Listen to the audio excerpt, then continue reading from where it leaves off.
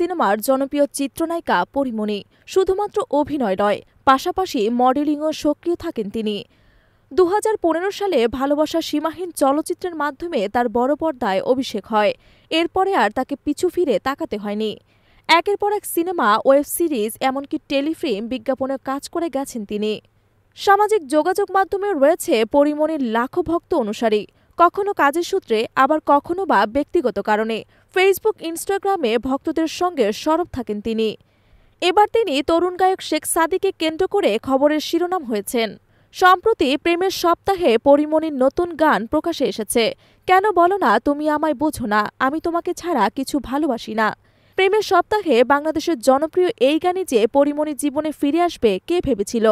নায়িকার জামিনদার এখন তার দাবিদার।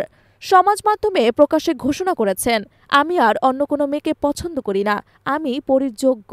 নতুন প্রজন্মের তরুণ গায়ক শেখ সাদী। কিছুদিন আগে পরীমণির ওপরে আদালতে অনুপস্থিতির কারণে গ্রেফতারি পরোয়ানা জারি করা হয়েছিল। সেই সময় তার জামিনদার হয়েছিল এই গায়ক।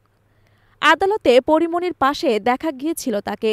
মিষ্টি চেহারায় যুবকটি প্রকাশ্যে প্রেমের কথা জানাতেই যথারীতি শোরগোল, এমনকি তার রীতিমতো ভাইরাল। কলকাতায় তার ছবি ফেলুবক্সি মুক্তির আগে পরীমণি বলেছিলেন, কি করে যে বোঝাই আমার আর প্রেম আসে না। নিজেকে ওই পর্যায় থেকে বের করে এনেছি। জীবন আমাকে অনেক কিছু শিখিয়েছে।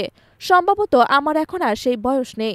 তাছাড়া আমি এত প্রেম করেছি, আমার মতো প্রেম বোধ হয় ইন্ডাস্ট্রিতে কেউ করেনি। আমার প্রেমের সিলেবাস আপাতত শেষ। কিন্তু না চাইলেই কি হবে? অনুরাগীদের কাছে প্রেম আর পরীমণি যে সমার্থক।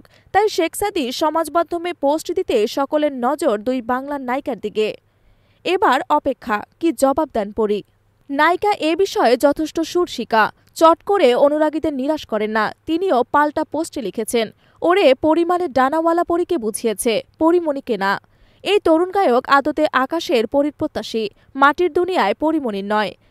সঙ্গে সঙ্গে মন্তব্য বিভাগ বানভাসী। অনুরাগীদের দাবি, নায়িকা নাকি আবারও প্রেমে পড়েছেন।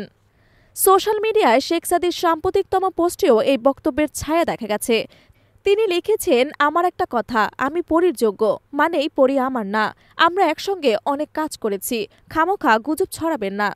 তবে কি প্রেমের সপ্তাহে নিজের অস্ত্রে নিজেই ঘায়েল হলেন পরীর প্রেমিক? সময়ই তার উত্তর দেবে।